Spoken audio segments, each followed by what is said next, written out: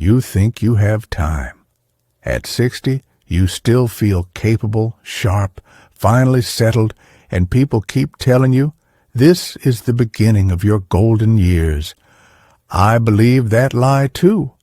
I am 92 now, and I'm here to tell you that your 60s are not a starting line. They are a final warning. This decade is your last real chance to prepare for what comes next, and what comes next is harder, lonelier, and faster than you expect.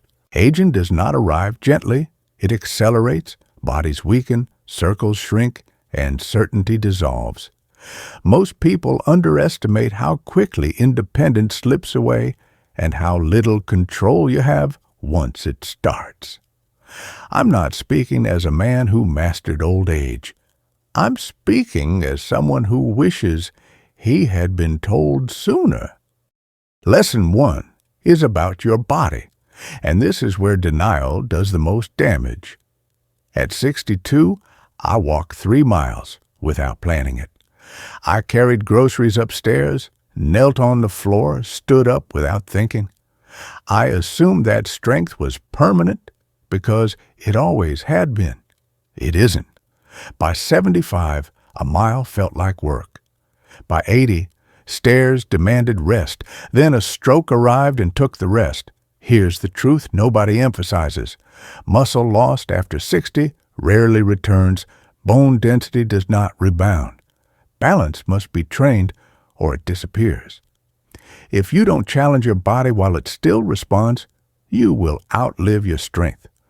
Old age becomes a cage where the mind is willing, but the body refuses. Prepare now, or freedom fades faster than you ever imagined.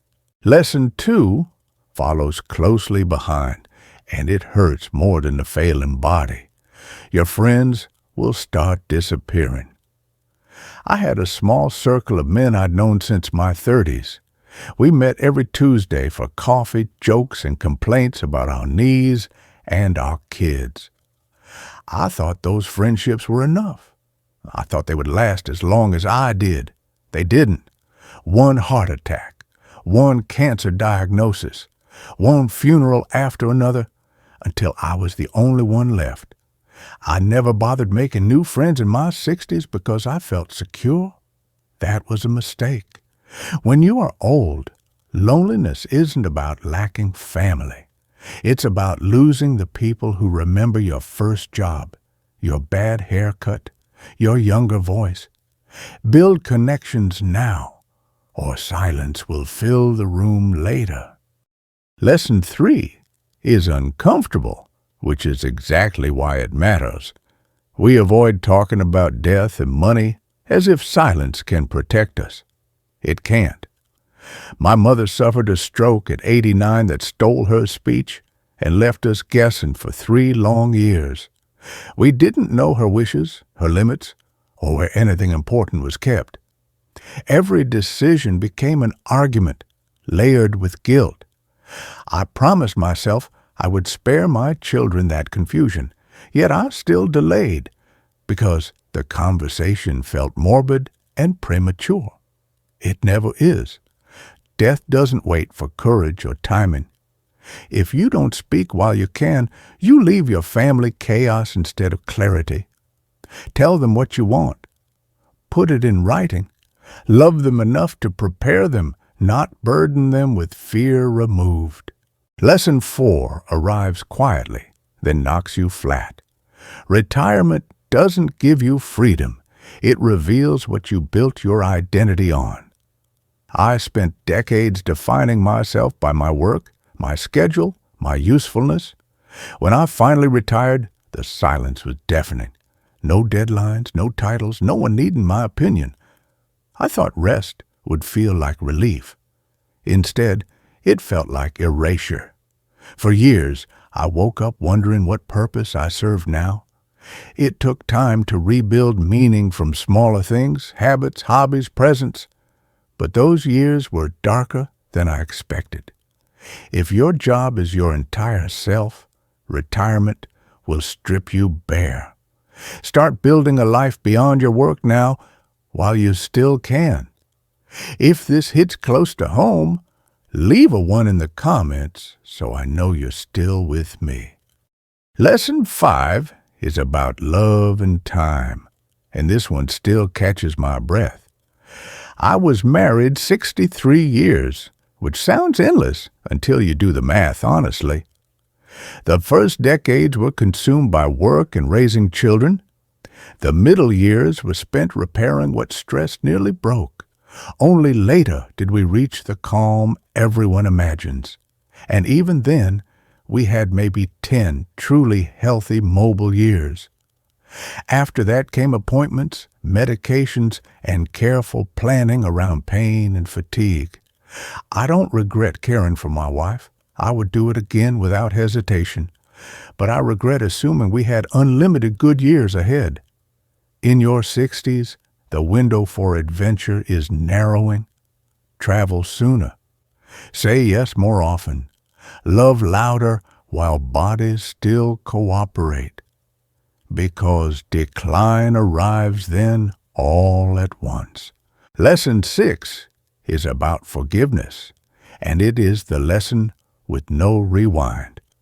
My brother and I stopped speaking over an argument about our parents and money. I was convinced I was right, convinced time would soften things. Time did something else. He died suddenly, and the silence became permanent. There is no fixing that. Pride feels powerful when you are healthy. It feels ridiculous when you are standing at a funeral wishing for one more conversation. Death does not wait for timing or flawless apologies. It takes your chance and leaves you with memory and regret. If someone you love is on the other side of your stubbornness, reach out now. Be the first to call. Being right is cheap. Reconciliation is priceless, and the clock is not on your side. Lesson 7 took me far too long to learn. I spent my life solving problems, guiding others, offering solutions. When my children became adults, I treated them the same way. I gave advice they didn't ask for and corrections they didn't need. I thought I was helping. What they heard was judgment and control. Slowly, distance grew. It wasn't rebellion, it was self-protection. Adult children don't need another expert in the room. They need a father who shows up, listens, and trusts them to make their own choices, learning to stay quiet, to sit with discomfort, to love without fixing. That came late for me, and it cost us years we will never get back. If your children still call you, guard that gift carefully. Presence lasts longer than wisdom. Lesson 8 is quieter, but just as cruel. Memory doesn't vanish all at once. It leaks away. Names slip first, then dates, then entire conversations you swear happened yesterday. I used to trust my mind completely. Now I keep lists just to remember birthdays and stories I once carried effortlessly. What hurts most isn't forgetting facts. It's losing pieces of life that lived only in my head. Family stories, small moments, the sound of a loved one's laugh, gone if not written down.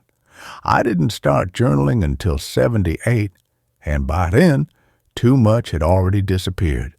Right now, leave a record of who you were before time edits you.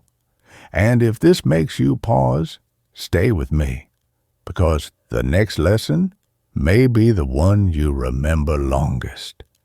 Lesson 9 is the one I resisted most. I was afraid of losing my wife, afraid of illness, afraid of depending on others. I thought fear itself was the enemy, so I avoided thinking about it. That didn't save me. Every fear arrived anyway. Loss came. My body failed. Independence narrowed. And yet I'm still here. Fear did not destroy me. It reshaped me. The real damage came from pretending none of it would happen. Courage isn't confidence or optimism. It's preparation.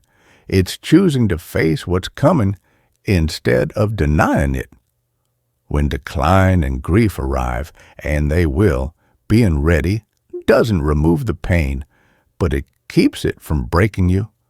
You don't need to be fearless. You just need to keep moving forward, even when your hands are shaking. This is the final lesson, and it's the one that changes how you see time itself. The last 30 years do not move at the same speed as the first 60. They rush. One moment you're 70, then suddenly you're 80, then 90, wondering where the years went. When life is new, time stretches. When routines repeat, it collapses. I'm not saying this to frighten you. I'm saying it so you pay attention. Pay attention to ordinary mornings. Say, I love you, without saving it for later. Take the trip. Make the call. Release the grudge.